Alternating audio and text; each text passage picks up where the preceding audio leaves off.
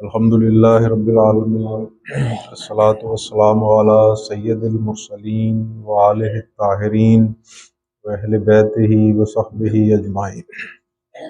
اعوذ باللہ من الشیطان الرجیم، بسم اللہ الرحمن الرحیم۔ قال اللہ تعالی فی فرقان الحمید، الا ان اولیاء اللہ لا خوف علیہم ولا هم یحزنون۔ اما بعد، آج کی گفتگو پچھلی کچھ نشستوں سے جاری گفتگو کا تسلسل ہی ہے۔ آواز آ رہی ہے پیچھے؟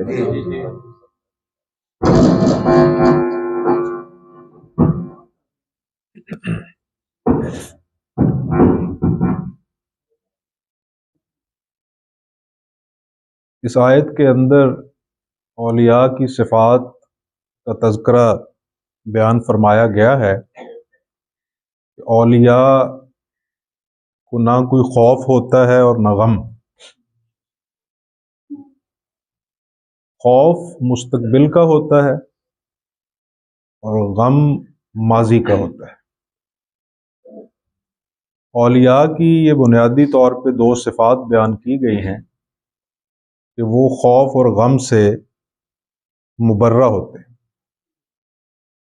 نہ وہ آنے والے کے خوف میں مبتلا ہوتے ہیں اور نہ گزشتہ کے غم میں انہیں کسی قسم کا ابتلا ہوتا ہے۔ بنیادی طور پہ رضائے الہی کی معراج ان دو صفات میں ڈسکس کی گئی۔ قرآن کریم میں اللہ ارشاد فرماتے ہیں کہ ادخلوا فی السلم کا، دین میں پورے کے پورے داخل ہو جاؤ۔ یہ آیت بنیادی طور پہ ولایت کی بنیاد کو بھی ڈسکس کرتی ہے اور ولایت کے اصول و مبادیات کو بھی زیر بحث لاتی ہے کہ ولایت کیا ہے۔ میں اکثر اپنی گفتگو میں یہ کہا کرتا ہوں کہ حقیقت اپنی جگہ پہ موجود رہتی ہے، الفاظ حجاب بن جاتے ہیں۔ ہمارے جو مسالک کے تفرقوں کے تفرقات اور اختلافات کا باعث ہیں وہ الفاظ ہیں، حقیقت کا اختلاف نہیں۔ مثلا ضرورت شیخ کہ پیر ہونا چاہیے یا نہیں ہونا چاہیے، یہ ایک حقیقت ہے جس کے متعلق فارسی میں کہتے ہیں کہ جائے استاد خالی است، کہ استاد کی جگہ ہمیشہ خالی رہتی ہے۔ اب اس حقیقت میں کوئی اختلاف موجود نہیں، ہر مسلک ہر شخص کو پیر کی ضرورت ہے۔ اختلاف الفاظ کی وجہ سے پیدا ہوتے ہیں، وہ اس لیے کہ وہاں پیر کی جگہ پہ کوئی مولوی کو براجمان کر لے گا، کوئی قاضی صاحب کو کرے گا، کوئی مفتی صاحب کو کرے گا، کوئی استاد جی کو کرے گا اور کوئی مجتہد صاحب کو۔ لیکن ضرورت تقلید کی اور شیخ کی اور اصلاح کی اور ہدایت کی اور عرفان کی سب کو ہی حاصل ہے، تو حقیقت اپنی جگہ پہ موجود رہتی۔ زبان اختلاف کا باعث بنتی۔ مولانا جلال الدین رومی علیہ رحمہ فرماتے ہیں کہ الفاظ سے اوپر اٹھ، یہ الفاظ وہ ہیں جو سفید کاغذ کو سیاہ کر دیتے ہیں۔ تیرے دل کا کیا عالم کریں گے جو پہلے ہی سیاہیوں میں گرا ہوا ہے۔ بہت خوبصورت بات سید علی حجویر اور ان کے اساتذہ جنید بغدادی اور معروف کرخی اور سروی سکتی اور دیگر صوفیاء نے یہ اپنی کتب کے اندر جا بجا درج کی ہے، اور میں سمجھتا ہوں کہ اس سے بہتر تذکرہ بھی نہیں ہو سکتا، تنقیہ بھی نہیں ہو سکتا، نقد بھی نہیں ہو سکتا اور تبصرہ بھی نہیں ہو سکتا۔ تصوف کے متعلق یہ حضرات عالی مقام درج کرتے ہیں کہ پہلے جو صحابہ کا دور تھا، امام ابو القاسم قشیری علیہ رحمہ نے اس کو بالتفصیل لکھا رسالہ قشیریہ میں، اور باقیوں نے بالاجمال اس کے اوپر تبصرہ فرمایا کہ صحابہ جو تھے وہ صوفی تھے، بے نام صوفی تھے، اور آج صوفی ہیں با نام صوفی، بے معنی صوفی۔ مراد یہ ہے کہ تب تصوف کی حقیقت موجود تھی، تصوف کا نام موجود نہیں تھا۔ آج تصوف و طریقت کا نام موجود ہے لیکن اس میں معنی موجود نہیں، اور جب الفاظ میں معنی موجود نہ ہو تو وہ لفظ بے معنی ہو جاتے ہیں۔ جس طرح سادی کہتے ہیں کہ سورج کو اعلان نہیں کرنا پڑتا کہ میں سورج ہوں، خوشبو کو اپنا تعارف نہیں کروانا پڑتا کہ میں خوشبو ہوں، خوشبو اپنا تعارف خود ہوتی ہے۔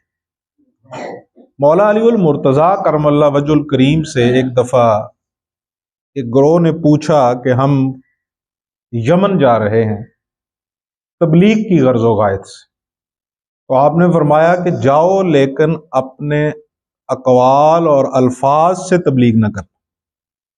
یہ روایت صوفیاء کے ہاں جا بجا مندرج۔ آپ نے فرمایا کہ اپنے قول سے، اپنے کال سے تبلیغ نہ کرنا۔ اس کا معنی یہ ہے کہ تمہارا حال مبلغ بن جائے۔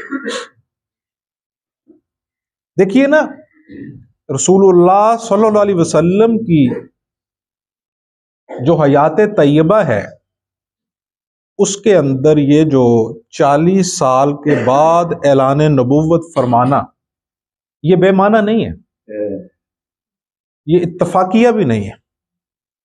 اللہ کا کوئی کام بھی اتفاق نہیں ہوتا، واللہ غالب علی، وہ اس کا امر ہر امر کے اوپر غالب ہے۔ اللہ کے ہاں اتفاقات نہیں ہوتے، ہر چیز اس کی منشا اور مرضی کی پابند ہے، اور ہر چیز اس کی رضا کی مرہون منت ہے، اور اسی کے نتیجہ میں وقوع پذیر ہوتی۔ یہ 40 سال کے بعد آپ نے اعلان نبوت کیوں فرمایا؟ وہ جو 40 سال کا وقفہ ہے اس میں آپ نے جو اس کے بعد اعلان فرمایا اس کے اوپر 40 سالوں میں عمل کر کے دکھایا۔ وہ جو آپ نے 40 سال کے بعد کہا، یہ جو سیدہ عائشہ رضی اللہ تعالیٰ عنہا سے پوچھا گیا کہ نبی مکرم صلی اللہ علیہ وسلم کی سیرت بیان فرمائیں، تو آپ نے فرمایا کہ تم نے قرآن نہیں پڑھا؟ سارا قرآن آپ کا اخلاق ہی تو ہے، سارا قرآن آپ کی سیرت ہی تو ہے، سارا قرآن آپ کی زندگی ہی تو ہے۔ اس سے مراد بھی یہی ہے کہ آپ کا جو دعویٰ ہے اس پہ دلیل اور اس پہ حجت اور اس پہ سند وہ آپ کی زندگی ہے۔ آپ نے وہ سب کچھ اپنی زندگی میں کر کے دکھایا اور بصورت بشر کر کے دکھایا۔ عربی میں کہتے ہیں کہ الجنس یحب الجنس، جنس جنس سے محبت رکھتی ہے۔ بطور بشر کیوں کر کے دکھایا؟ اور یہ نبی صورت بشر میں ہی کیوں تشریف لاتے تھے؟ تاکہ انسان کے اوپر سند رہے، تاکہ انسان مکلف رہے، تاکہ انسان کے اوپر یہ ایک اتھارٹی رہے کہ بطور انسان صورت بشر میں انبیاء نے یہ سب کچھ کر کے دکھایا ہے، تم بھی کر سکتے ہو۔ اس لیے صورت بشر میں وہ تشریف لاتے اور صورت بشر میں وہ سب کچھ کر کے دکھاتے رہے کہ تمہارے پاس یہ دلیل نہ ہو کہ یہ جو دین ہے، یہ جو کوئی کہا گیا ہے، یہ جو نظریہ ہے، اس کے اوپر جس نے عمل کر کے دکھایا وہ تو فرشتہ تھا، وہ تو جن تھا، ہم تو نہیں کر سکتے، ہم تو مکلف نہیں۔ اب دیکھیے کہ اگر ایک بچہ ہو 10 سال کا اور اس کے سامنے ایک 30 سال کا تنو مند قسم کا پہلوان موجود ہو کثرتی جسم کے ساتھ، اور وہ 5 من وزن اٹھا لے، اب اس کا 5 من وزن اٹھانا اس بچے کے لیے سند نہیں بن سکتا۔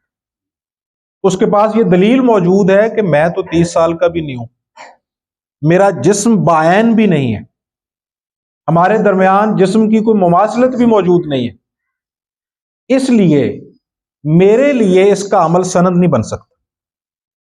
نبی اکرم صلی اللہ علیہ وسلم کی پوری زندگی طیبہ طاہرہ مقدسہ منورہ ہمارے سامنے کھلی کتاب کی طرح ہے، بچپن سے لے کے اوائل جوانی تک اور جوانی سے لے کے بڑھاپے تک آپ کا ایک ایک لمحہ تاریخ کے اوراق میں محفوظ ہے،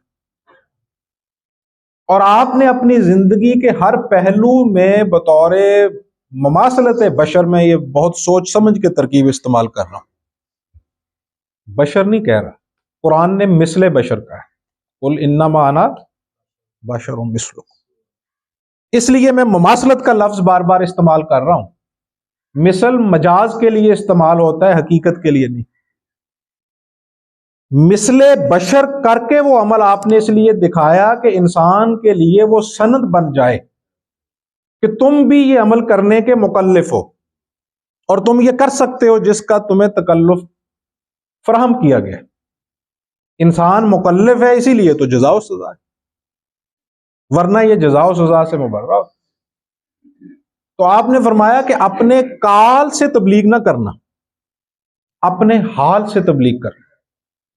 اچھا، جو حال کی تبلیغ ہوتی ہے وہ حال پہ اثر انداز ہوتی ہے، دل سے نکلے جو بات اثر رکھتی ہے، پر نہیں طاقت پرواز مگر رکھتی ہے۔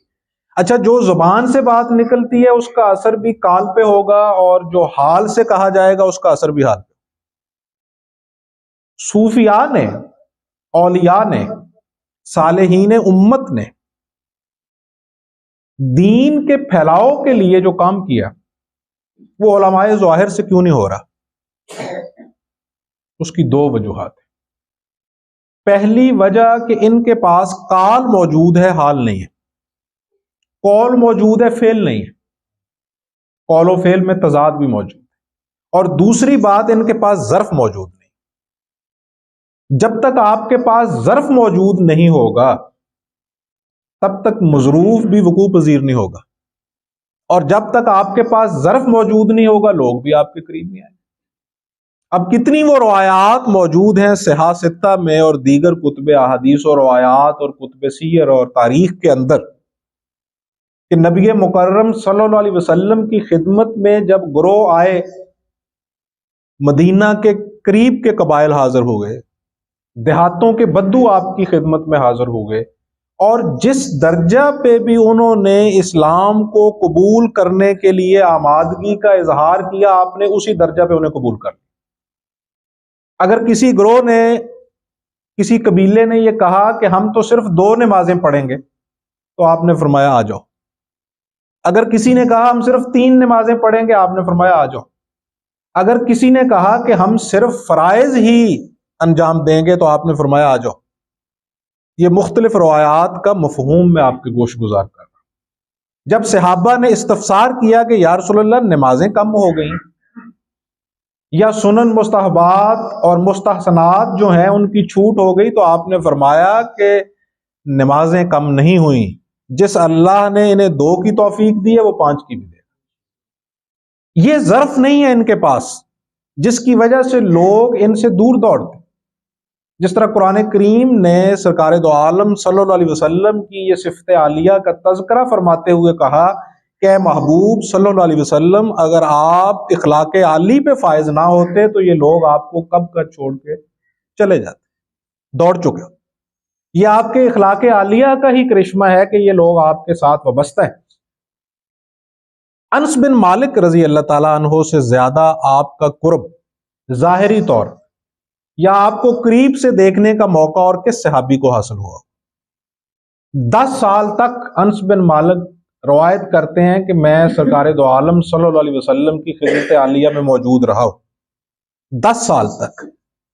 اور وہ کہتے ہیں کہ ان 10 سالوں میں نے سرکار دو عالم صلی اللہ علیہ وسلم کو کبھی کلمے کی لا کے علاوہ نفی کرتے نہیں دیکھا کہ کسی چیز کی آپ نے نفی کی، اور کبھی آپ نے مجھے ٹوکا نہیں۔ میں بچہ تھا، کام کرتے کرتے آپ فرماتے ہیں کہ میں سو بھی جاتا۔ 10 سال کے قریب مورخین اور محدثین نے وقفہ لکھا ہے آپ کی عمر کا جس میں آپ حاضر خدمت ہوئے۔ 10 سال کے بچے کی کیا عمر ہوتی؟ تو آپ فرماتے ہیں کہ میں آپ کی خدمت میں حاضر رہتا اور میری کوتاہیوں پہ آپ پردہ ڈالتے. یہ ظرف ہے جس کی وجہ سے یعنی اتباع سنت، متبع سنت ہونے کی وجہ سے صوفیاء اور اولیاء کے ذریعہ سے دین پھیلا ہے. جتنا آپ کا سینہ پھیلا ہوا ہوگا، جتنا آپ کا ظرف کشادہ ہوگا، اتنا ہی آپ کا نظریہ کشادہ ہوگا اور وہ اتنا ہی زیادہ پھیلے گا. جتنا آپ پھیلتے جاتے ہیں کائنات سکڑتی جاتی ہے، جتنا آپ سکڑتے جاتے ہیں کائنات پھیلتی جاتی ہے. یعنی یہ دونوں چیزیں لازم و ملزوم ہیں. اگر آپ پھیل جائیں تو کائنات سکڑ جاتی ہے اور آپ کے آگے سرنگوں ہو جاتی. انی جائل فی الارض خلیفہ کے منصب پہ آپ فائز ہو جاتے. اور اگر آپ سکڑ جائیں تو کائنات اتنی پھیل جاتی ہے کہ پھر انسان بھوتوں سے بھی ڈرتا ہے، پریتوں سے بھی ڈرتا ہے، اور اس کا ایمان اتنا کمزور ہو جاتا ہے کہ فٹ پاتھ پہ بیٹھا ہوا شخص جسے یہ بھی معلوم نہیں کہ مجھے شام تک کتنی روزی ملے گی، اس سے روزی کا طلبگار بن جاتا ہے. اس سے اپنی تقدیر کا حال پوچھتا ہے جسے اپنی تقدیر کا نہیں معلوم، جسے یہ تک معلوم نہیں کہ جس زمین پہ میں نے چٹائی بچھائی ہوئی ہے اس کے نیچے کیا ہے. اس کا ایمان جب کمزوریوں پہ آئے تو یہ اس درجہ گر جاتا ہے، اور جب یہ وسعتوں پہ فائز ہو جائے تو فرشتوں کی مسجود بنتا ہے، سجدہ گاہ بنتا ہے، یہ ان کی سجدہ گاہ بنتا ہے. اچھا، یہ فی الحال میرا موضوع بحث تو نہیں ہے، لیکن ضمناً ایک بات یاد آ گئی تو میں سمجھاتا جاؤں. زوال پذیر جب کوئی چیز ہوتی ہے تو پھر وہ اپنی اصل سے ٹوٹ جاتی. یہ جس طرح پیروں کے ہاں ہوا ہے کہ سجادہ نشین بن کے بیٹھے ہوئے ہیں. یہ مجھے مسجود ملائکہ سے یہ بات ضمناً یاد آ گئی کہ انسان اگر اپنی بلندی مرتبت پہ فائز ہو جائے جو کہ اس کا اصل مقام ہے تو یہ مسجود ملائکہ ٹھہرتا ہے، اور جو اس کا انکار کر دے اللہ اس کو وَاسْتَكْبَرَ وَكَانَ مِنَ الْكَافِرِينَ کہتا. اس نے تکبر کیا اور وہ کافروں میں سے ہو. یعنی اللہ کا انکار کر کے وہ تکبر نہیں کر رہا، اور اللہ کا منکر ہو کے وہ کافر نہیں ٹھہر رہا، بلکہ مقام آدم کا انکار کر کے وہ کفر کا بھی ارتکاب کر رہا ہے اور تکبر کا ارتکاب بھی کر رہا ہے.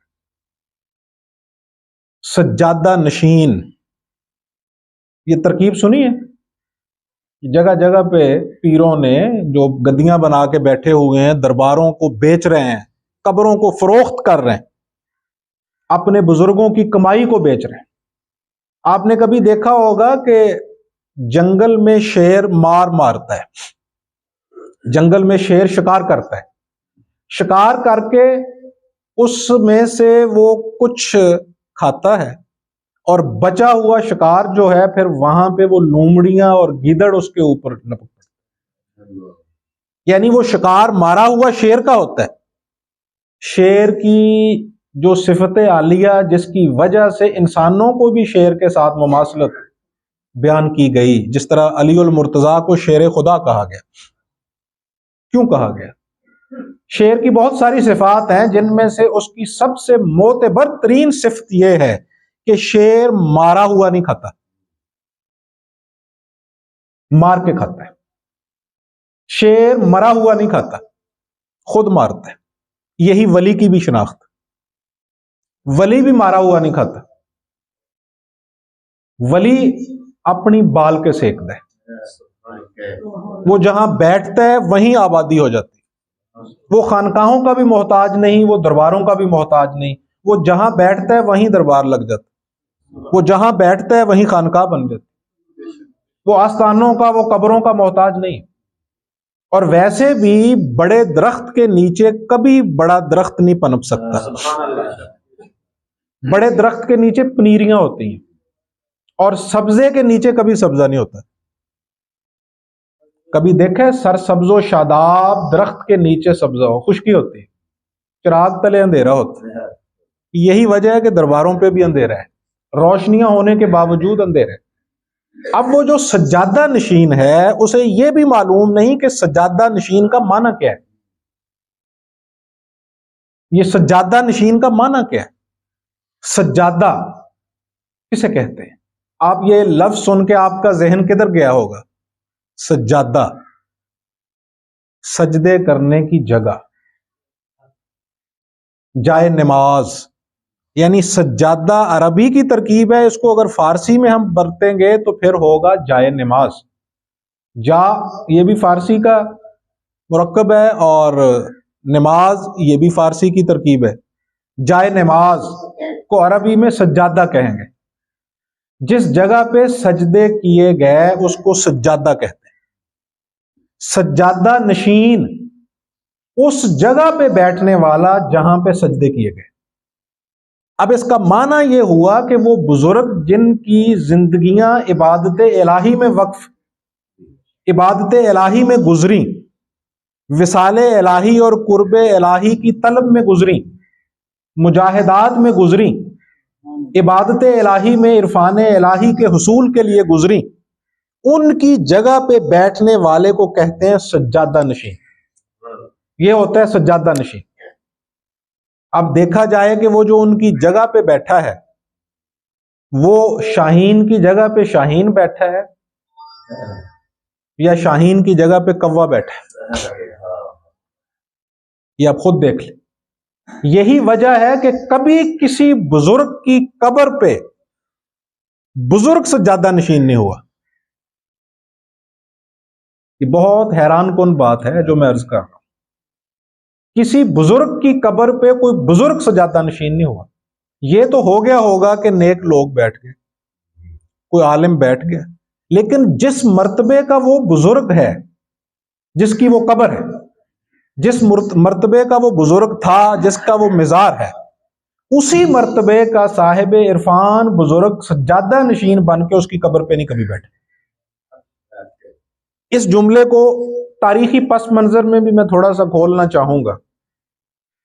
میں بر صغیر کی مثال دیتا ہوں، حضرات چشت کی بات سمجھنے میں آسانی ہوگی۔ اگرچہ یہ جو مثال ہے یہ پوری تاریخ طریقت اور تصوف کے اوپر منطبق ہے۔ سلاسل طریقت کہاں سے شروع ہوئے ہیں؟ صحابہ سے، اور صحابہ میں سے علی المرتضیٰ کرم اللہ وجہ الکریم سے، ایسا ہی ہو گیا نا۔ اور شجرہ ہائے طریقت جو اولیاء کے ہیں وہ مولا علی المرتضیٰ کے ذریعہ سے نبی اکرم صلی اللہ علیہ وسلم کی طرف جاتے ہیں، آپ سے وابستہ و پیوستہ ہوتے ہیں۔ چاہے سند ہو علم ظاہری کی، وہ بھی منتج اور منتہی ہوتی ہے نبی مکرم صلی اللہ علیہ وسلم۔ مثلا حدیث کی سند ہے تو وہ امام بخاری کی طرف سے ہو کے جائے گی، امام مسلم کی طرف سے ہو کے جائے گی، نیچے سے شاہ عبدالعزیز محدث دہلوی کی طرف سے ہو کے جائے گی، اوپر سے ہوتی ہوتی وہ سرکار دو عالم صلی اللہ علیہ وسلم تک پہنچ جائے گی۔ اسی طرح جو شجرہ طریقت و تصوف ہیں وہ بھی علی المرتضیٰ کرم اللہ وجہ الکریم کے ذریعہ سے ہو کے نبی اکرم صلی اللہ علیہ وسلم تک پہنچیں گے۔ اب مجھے یہ بتائیے کہ علی المرتضیٰ کرم اللہ وجہ الکریم کی قبر اطہر کہاں ہے؟ مدینہ میں تو نہیں ہے۔ آپ کی قبر اطہر کوفہ میں ہے، اس پہ اتفاق اور اجماع امت ہے۔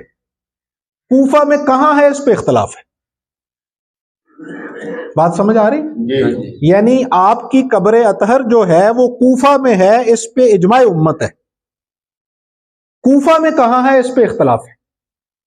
مثلا ابن کثیر، طبری، ابن خلدون، ابن تیمیہ اور دیگر محدثین کے نزدیک علی المرتضیٰ کرم اللہ وجہ الکریم کی جو قبر اطہر ہے وہ کوفہ کی جامع مسجد میں ہے۔ اور ابن اسیر جزری علیہ رحمہ تاریخ الکامل میں یہ روایت لائے ہیں کہ آپ کی قبر وہی ہے جو نجف اشرف میں ہے۔ نجف بھی کوفہ میں ہی ہے، یعنی کوفہ ایک بڑے شہر کو کہتے ہیں، اسی کی ذیلی آبادی نجف ہے۔ خاکسار کو شرف حاصل ہے ان تمام بابرکت جگہوں پہ حاضری، کوفہ میں بھی اور نجف اشرف میں بھی 2 دفعہ حاضر ہوا۔ تو کوفہ کی جامع مسجد ہو یا نجف اشرف ہو، دونوں ہیں کوفہ میں، یعنی اس پہ تو اتفاق ہے مورخین اور محدثین کا کہ علی المرتضیٰ کی جو قبر ہے وہ ہے کوفہ میں۔ اس پہ مختلف یہ آراء ہیں کہ وہ کوفہ کی جامع مسجد میں ہے یا نجف میں ہے۔ فی الحال میں اس موضوع کو یہیں چھوڑتا ہوں، آگے بڑھتے ہیں، ہم اپنے مطلوب اور مقصود کی طرف لوٹتے ہیں۔ مدینہ میں نہیں ہے۔ اب سوال یہ ہے پیرانے سالوس سے، جبہ پوش سے، سکہ رائج الوقت سے، کہ علی المرتضیٰ کیوں سجادہ نشین نہیں بنے؟ رسول اللہ صلی اللہ علیہ وسلم کی قبر اطہر کے مدینہ میں کیوں نہیں بیٹھے؟ اگر یہ سجادہ نشینی اور یہ گدی نشینی ضروریات دینیہ یا ضروریات تصوف میں سے تھی، وہ تاریخی حالات جو بھی پیدا ہوئے جن کی وجہ سے وہاں جانا پڑا، یہ جو وجوہات ہیں نا، یہ علماء ظواہر کے ڈسکس کرنے والی، صوفیاء اور عرفاء جو ہیں وہ باطن پہ نظر ڈالتے، وہ جلوہ محبوب ہر فعل میں دیکھتے، وہ یہ دیکھتے ہیں کہ اللہ کی رضا سے یہ ہوا ہے، اس کے ہونے کے اسباب چاہے جو بھی پیدا ہوئے۔ دیکھیں یہاں کائنات میں جو کچھ ہو رہا ہے کس کی ارا سے ہو رہا ہے، کس کے امر سے ہو رہا ہے، کس کے حکم سے ہو رہا ہے؟ اللہ کے۔ لیکن بظاہر تو ایسا نہیں ہے، بظاہر تو اس کے لیے اسباب پیدا ہوتے۔ اب روز اتنے بچے پیدا ہو رہے ہیں، روز اتنے لوگ مر رہے ہیں، حی و قیوم کون ہے؟ حیات و ممات کس کے اختیار میں ہے؟ اللہ کے ہیں۔ لیکن بظاہر جو بچے پیدا ہو رہے ہیں وہ ماں باپ کی وجہ سے ہو رہے ہیں، بظاہر جو لوگ مر رہے ہیں اس کے اسباب ہے، لا آف نیچر کے مطابق اس کے اسباب پیدا ہوتے ہیں، اس کی وجہ سے لوگ مر جاتے، تو سبب تو موجود ہے۔ اس سے یہ بھی سمجھ لیجئے نقطہ کہ جو سبب ہے اس کو سبب مان لینا یہ شرک نہیں ہے، کیونکہ سبب کو بطور سبب درمیان میں اسی مسبب الاسباب نے ہی رکھا ہے۔ ہاں اس سبب کو ذاتی ماننا، مطلق ماننا، قدیم ماننا یہ شرک ہے۔ مثلا آپ یہ سمجھیں کہ میرے پیدا ہونے کا اصل سبب ماں باپ ہیں، تو یہ شرک ہو جائے، یہ شرک ہو جائے۔ لیکن اگر آپ کہتے ہیں کہ اس کا اصل سبب تو اللہ کی ذات ہے، لیکن اللہ نے اپنے سبب کے مطابق، اپنی حکمت کے مطابق میرے پیدا ہونے کا سبب اعتباری اور ظاہری اور مجازی میرے ماں باپ کو بنایا ہے، تو پھر یہ شرک نہیں ہوگا، عین توحید ہو۔ اچھا اب دیکھیے کہ علی المرتضیٰ کی قبر کہاں ہے؟ کوفہ میں، چاہے کوفہ کی مسجد میں مانے یا نجف اشرف میں مانے۔ اب سجادہ نشینی کی جو روایت ہے اس کے مطابق باپ کے بعد سجادہ نشین کون بنتا ہے؟ بیٹا یا خلیفہ۔ اب علی المرتضیٰ کرم اللہ وجہ الکریم کے خلیفہ اول یا ان کے بڑے بیٹے کون ہیں؟ امام حسن۔ امام حسن کی قبر کہاں ہے؟ کوفہ میں نہیں، جنت البقیع میں۔ تو وہ سجادہ نشین بن کے کیوں نہیں بیٹھے اپنے باپ کی قبر؟ اب آگے دیکھتے جائیے، امام حسن کے بعد ان کی نیابت اور خلافت اور ان کے تربیت یافتہ کون ہے؟ امام علی مقام، امام حسین۔ ان کی قبر کہاں ہے؟ امام حسین کی قبر کے متعلق جتنی بھی روایات ہیں، اگر ان سب روایات کو بھی درست تسلیم کر لیا جائے تو کوئی ایک روایت بھی موجود نہیں ہے ان میں سے کہ امام حسین کی قبر جنت البقیع میں ہے۔ ایک روایت ہے کہ امام حسین کا جسد اطہر کربلا میں ہے، آپ کا سر اقدس جو ہے وہ دمشق میں ہے۔ دوسری روایت ہے کہ آپ کا سر اقدس جو ہے وہ افغانستان میں ہے۔ تیسری روایت ہے کہ آپ کا سر اقدس جو ہے وہ مصر میں ہے۔ اب یہ روایات کو اگر سب کو بھی درست مان لیا جائے تو ان میں کوئی بھی روایت جنت البقیع کی تو نہیں ہے۔ اس کا معنی ہوا کہ وہ بھی اپنے باپ، اپنے شیخ، اپنے بھائی کی گدی پہ براجمان اس طرح نہیں ہوئے جس طرح سجادہ نشین لوگ بن کے بیٹھتے ہیں۔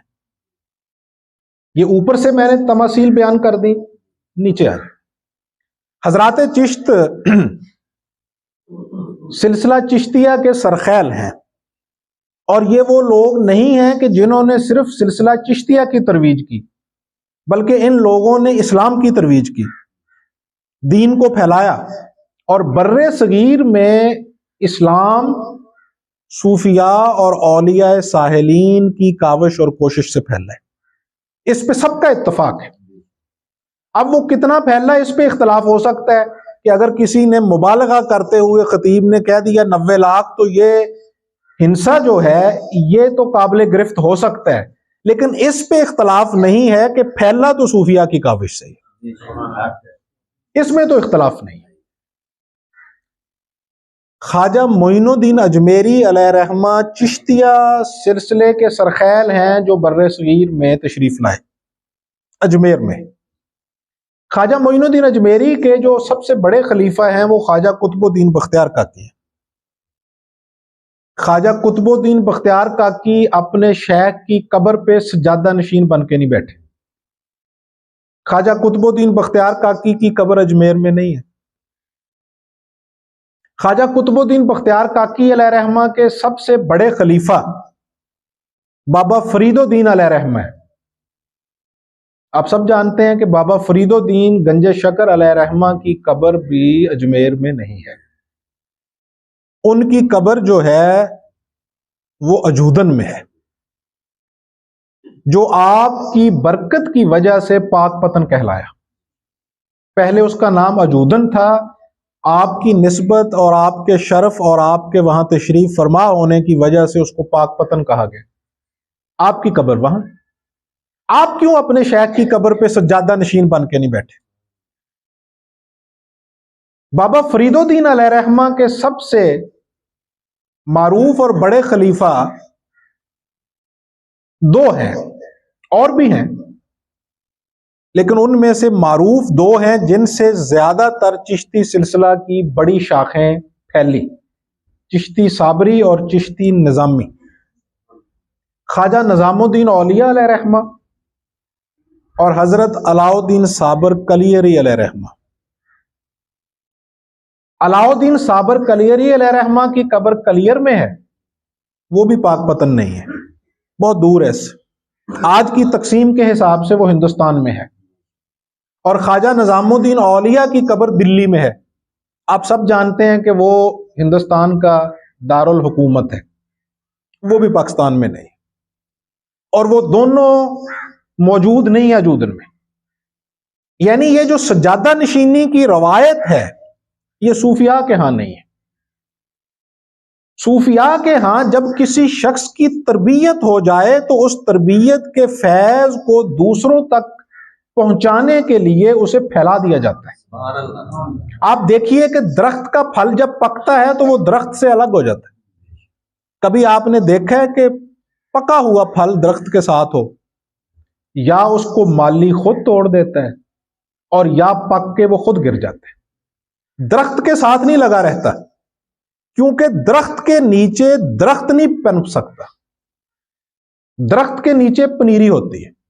اگر اللہ کو یہ مقصود ہو اور اللہ کی حکمت میں یہ موجود ہو اور طے ہو کہ اب اس پنیری نے بھی خود تناور درخت بننا ہے، تو اللہ وہ اسباب پیدا کرے گا، وہ پنیری کو وہاں سے اکھاڑا جائے گا اور اس کو اس درخت سے دور لے جا کے لگایا جائے گا تاکہ وہ خود تناور درخت بنے اور وہ پھیلے۔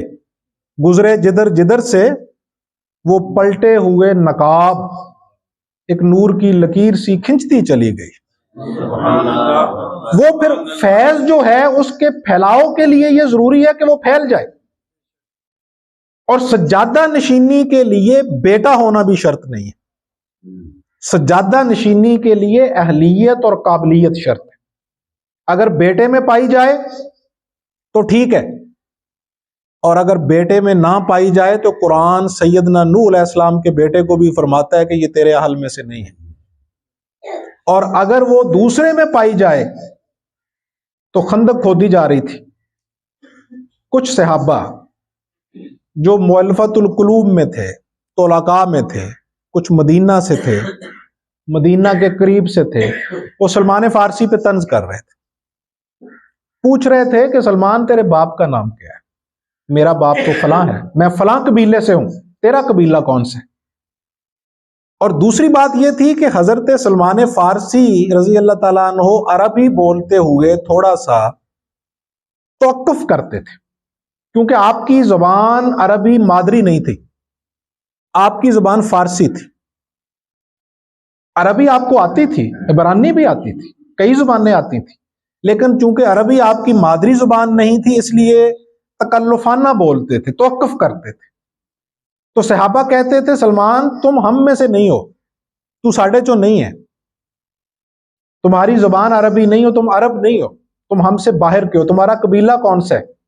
تو سلمان فارسی آگے سے کہتے کہ میرا باپ اسلام ہے، مجھے کہا کرو سلمان ابن اسلام، ادخلوا فی السلم کا، دین میں پورے کے پورے داخل ہو جاؤ۔ یہی وہ صوفیاء کا ہے نا مقام فنا فی اللہ، جہاں سے میں نے بات شروع کی تھی کہ الفاظ حجاب بنتے ہیں، حقیقت اپنی جگہ پہ موجود ہے۔ صوفیاء کے الفاظ، ان کی اصطلاحات عام پبلک کے لیے حجاب بن گئی، اور وہ سمجھتی ہیں کہ یہ جو صوفیاء کے ہاں اصطلاحات ہیں، فنا فی اللہ، بقا باللہ، سیر اللہ، سیر مع اللہ، سیر فی اللہ، یہ جو ہیں یہ خود تراشیدہ ہے۔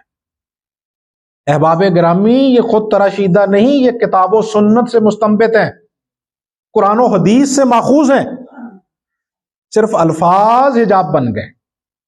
قرآن کہتا ہے کہ تم دین میں پورے کے پورے داخل ہو جاؤ، مراد یہ ہے کہ تمہاری قومیت، تمہارا نسب، تمہاری لسانیت، تمہارا سٹیٹس، ہر چیز دین کے اندر اللہ کی رضا کے سامنے مفقود ہو جائے، تمہاری ہستی معدوم ہو جائے۔ تو صوفی کیا کہتا ہے جب وہ فنا فی اللہ کی بات کرتا ہے تو وہ یہی کچھ تو وہ کہتا ہے۔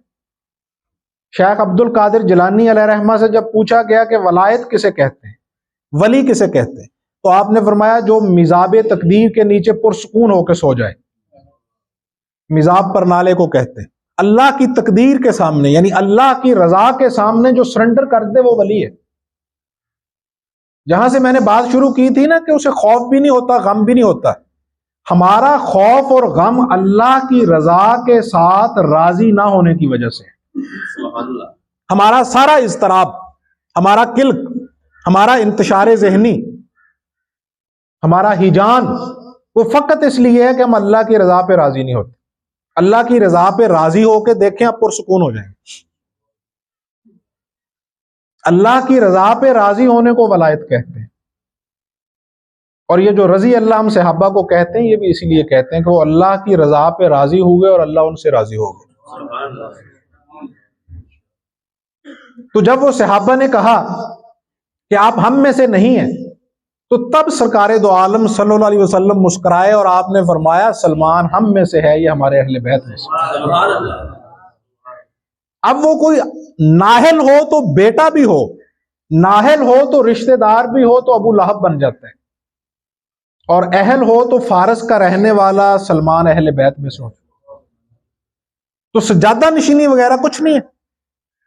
اور دوسری چیز جس نے طریقت کو زوال پذیر کیا، بابا فرید الدین علیہ رحمہ تشریف فرما تھے تو کچھ مرید آئے ان کے پاس اور انہوں نے آ کے کہا کہ حضور آپ کے جو بیٹے ہیں انہوں نے آپ کے مرشد کی قبر کی بیعت کر لی۔ مراد ان کی یہ تھی کہ خواجہ قطب الدین بختیار کاکی علیہ رحمہ کی قبر کی انہوں نے بیعت کی ہے۔ آپ نے فرمایا کہ وہ میرے شیخ تھے، وہ میرے شیخ کی قبر ہے، اس کا احترام اپنی جگہ پہ، لیکن قبر کی بیعت جائز نہیں ہے۔ بیعت کے لیے شیخ کامل کا حاضر و موجود ہونا ضروری ہے، جو آپ کی رہنمائی کرے۔ مرشد کہتے ہیں رہنما کو، مرشد رہنما کو، مرشد رہنمائی لینے والے کو۔ مرید کا معنی بھی سمجھ لیجیے، مرید کا معنی ہوتا ہے ارادہ کرنے والا کہ اب میرا کوئی ارادہ نہیں۔ اور یہ جو آج کی پیری مریدی ہے اس میں مرید کسے کہتے ہیں؟ ارادہ کرنے والا کہ اب پیر کا کوئی ارادہ نہیں، جس دن پیر نے میرے مخالف ارادہ کر لیا اس دن ہی میں پیری مریدی ترک کر دینی، بیعت توڑ دینی۔ اگر مجھ نے کٹی دی بجائے کٹا دیتا تو پھر بھی وہ میرا پیر نہیں، اگر کپاہ تھوڑی جی گھٹ ہو گئی تو پھر بھی وہ میرا پیر نہیں۔ یہ پیری مریدی نہیں ہے، اس کا پیری مریدی سے کوئی تعلق نہیں ہے۔ شیخ کامل کی ضرورت ہے عرفان حق کے لیے، اصلاح نفس کے لیے، تزکیہ نفس کے لیے، تربیت کے لیے، دین کی درست تعبیر اور اس کے عرفان کے لیے، اللہ کے ساتھ وابستگی کے لیے۔ شیخ کامل وہ ہے جو مرید کو اللہ سے وابستہ کر دے۔ اس کا معنی یہ نہیں ہے کہ خود خدا بن کے وہ درمیان میں بیٹھ جائے۔ مرید کامل وہ ہے کہ جو وابستہ ہو شیخ کامل کے ساتھ تقرب اللہ کے لیے، للہیت کے لیے، دنیا کے لیے نہیں۔ ہاں دنیا چنگیچ مل جائے گی، جب آپ کا تزکیہ ہوگا تو یہ بھی مل جائے گی، چنگیچ ہی مل جائے گی، یہ بھی نہیں جائے گی سائڈ، کیونکہ یہ بہت الٹ تعبیر ہے، الٹ کے سیڑھیاں چڑھنے کے مترادف ہے۔ جو دنیا کی طرف دوڑتا ہے دنیا اس کے آگے دوڑتی ہے، اور جو دنیا کو پیٹھ دکھا دے دنیا اس کے پیچھے دوڑتی ہے۔ اگر اس کا مظاہرہ دیکھنا ہے تو صوفیاء اور اولیاء کی تاریخ دیکھ لو۔ آپ جاؤ نا قلعہ لاہور، تو وہ جن نے بنایا ہے وہ حکمران تھے، بادشاہ تھے، زعماء تھے، امراء تھے، وہ دنیا کے پیچھے دوڑے اور وہاں پہ ویرانی ہے۔ علی حجویری کی قبر پہ جاؤ، وہاں روشنی ہے، وہاں ہجوم ہے۔ تو کیوں ہجوم ہے؟ کہ وہ اللہ کی طرف دوڑے دنیا چھوڑ کے، اس لیے اللہ نے دنیا بھی ان کے پیچھے لگا دی۔ یہ دنیا بھی نہیں جاتی پھر، لیکن اس کی طرف سے منہ موڑنا پڑتا ہے۔ تصوف و ولایت و طریقت ہے ہی صرف دنیا سے منہ موڑ کے اللہ کی طرف منہ کرنے کا نام، اور یہی دین کا مطمع نظر ہے۔ آپ نے فرمایا وہ میرے شیخ تھے، ان کی قبر کا احترام اپنی جگہ پہ، لیکن قبر کی بیعت جائز نہیں۔ میرے اوپر اگر وہ مطمئن نہیں تھے تو نہ ہوتے، میری بیعت نہ کرتے، کسی اور کی کرتے، لیکن موجود شخصیت کی کرتے، کسی موجود رہنما کی بیعت کرتے۔ اور پھر آپ نے فرمایا کہ اگر قبر کی بیعت جائز ہوتی تو کائنات میں سرکار دو عالم صلی اللہ علیہ وسلم سے معتبر ترین قبر کسی شخصیت کی نہیں۔ وہ قبر جس کے متعلق امام مالک علیہ رحمہ نے فرمایا تھا، آپ کی قبر کی طرف اشارہ کرتے ہوئے کہ فقط یہ وہ قبر ہے کہ جس کی طرف جانے والے راستے پہ چلنے والا کبھی گمراہ نہیں ہوتا، اور یہ اس ذات کی قبر ہے جس کے ساتھ اختلاف نہیں کیا جا سکتا۔ باقی ہر ایک کے ساتھ اختلاف ہو سکتا ہے، نبی اکرم صلی اللہ علیہ وسلم کے ساتھ اختلاف نہیں ہو سکتا۔ آپ کے ساتھ اختلاف کر کے آپ دین کے اندر نہیں رہ سکتے۔ یہ تصوف و طریقت ہے۔ یہ سلسلہ انشاءاللہ جاری و ساری رہے گا، موضوع ابھی مکمل نہیں ہوا۔ اللہ توفیقات میں اضافہ فرمائے۔ وما علینا الا